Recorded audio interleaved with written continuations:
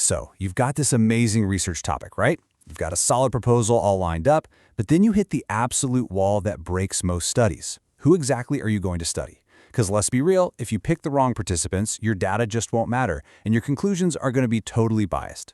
Today, we're demystifying sampling techniques in this explainer so you can find the exact right participants every single time. Let's get right into it. Okay, let's dive into this. In a perfect world, sure, you'd survey absolutely everyone affected by a health issue. But in reality, yeah, that's literally impossible. So sampling is basically the art of choosing a smaller group that represents the whole big picture. Get it right and your study is rock-solid credible.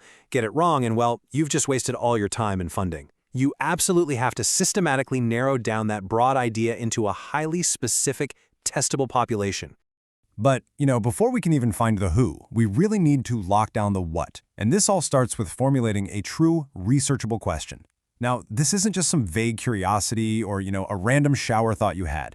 No, it needs to be simple, well-defined, super specific, and it has to directly address an actual gap in current evidence. Honestly, if your question doesn't pass this initial test, you just aren't ready to go looking for participants yet. Let's look at the actual logistics here. A simple, elegant research question really only has two main parts, one stem and one topic. For example, what are the concerns of patients following organ transplantation?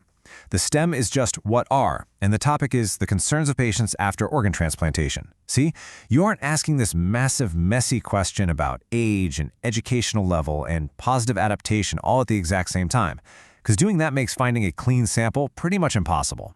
Now, what's really interesting about this slide is, once you have that basic single-topic question, we get to introduce one of the absolutely most powerful tools in all of research, the PICO framework. PICO is basically our first big lens to systematically pinpoint exactly who we need to study. It helps map our participants based on the exact type of question we're asking, like are we looking into a new therapy, or maybe a preventative measure, a diagnosis, or even causation. Okay, let's break down this acronym, PICOT, to see how it actually works.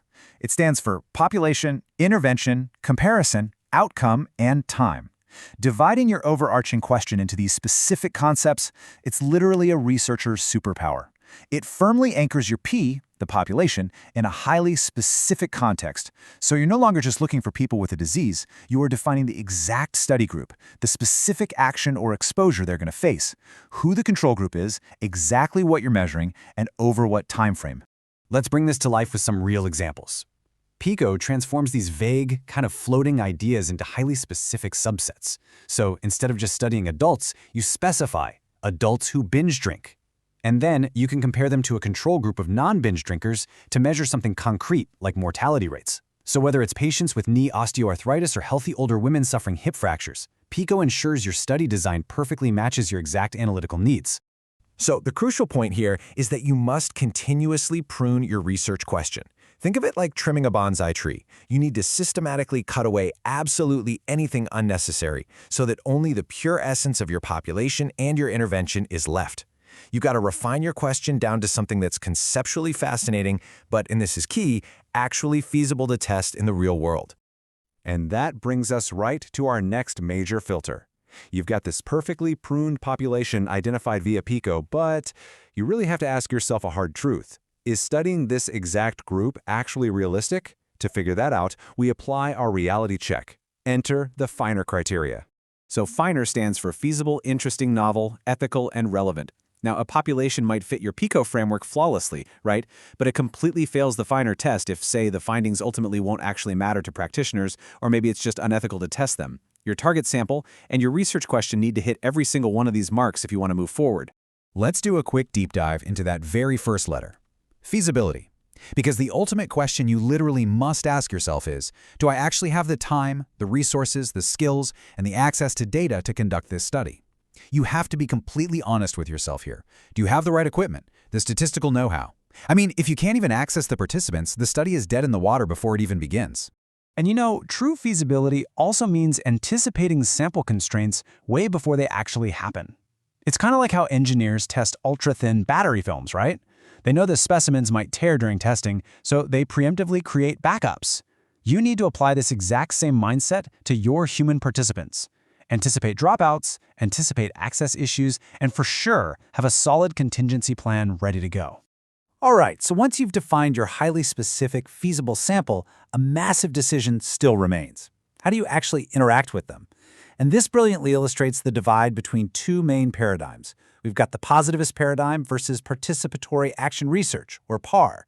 And let me tell you, the one you choose completely changes the entire nature of your sample. Let's look at the positivist approach first. Here, there's a really strict boundary between the researcher and the people being researched. This paradigm heavily relies on probability sampling, which is basically the absolute gold standard, because every person has an equal chance of being picked. This includes simple random sampling, like pulling names from a hat, stratified sampling to ensure a perfect mix of ages or genders, or systematic sampling, where you just pick every nth person on a list. These participants are subjects, randomly chosen to represent a broader population, giving you completely blind data. Now contrast this with participatory action research, or PAR. Here, researchers don't use random selection, they use non-probability sampling.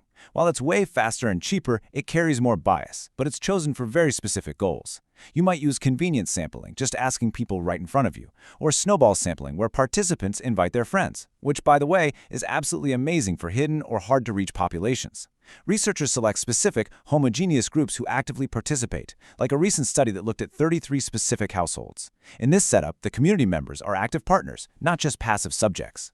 And because of this collaborative dynamic, where the group's lived experiences are so incredibly central, the completeness of your group is absolutely crucial. Researchers have to meticulously avoid any errors of exclusion, especially when dealing with those hidden populations we just talked about. You can't just leave someone out because it's convenient for you. Their missing perspective completely compromises the whole action-oriented process. Let's move to this slide and see how this builds our ultimate decision matrix. Think of this types of research methods hexagon as a rule of thumb. If you need to generalize your findings to the whole country, you definitely need a predictive or descriptive study using probability sampling. But if you're just doing an exploratory or pilot study, non-probability is just fine. And if you're working with a hidden population like rare disease patients, go straight for snowballing. Every single element of your design has to perfectly match the type of research question you've built. All right, to bring it all together, here is your quick summary for finding those elusive perfect participants. First, state the question clearly in your own words. Second, divide it into 2 to 3 core concepts. Third, clearly specify the population using PICO and those finer criteria we covered. And fourth, reflect on the outcome. Ask yourself, is what you are measuring genuinely meaningful? So I'll leave you with this provocative thought. Are you simply picking your participants to just extract data, or are they participating in the research with you as true partners? The paradigms you choose will fundamentally shape the knowledge you discover. Because remember, sampling isn't just about the who, it's also about how many and how you ask. If you found this breakdown helpful, make sure to hit that subscribe button for our next explainer on bias errors. See you there.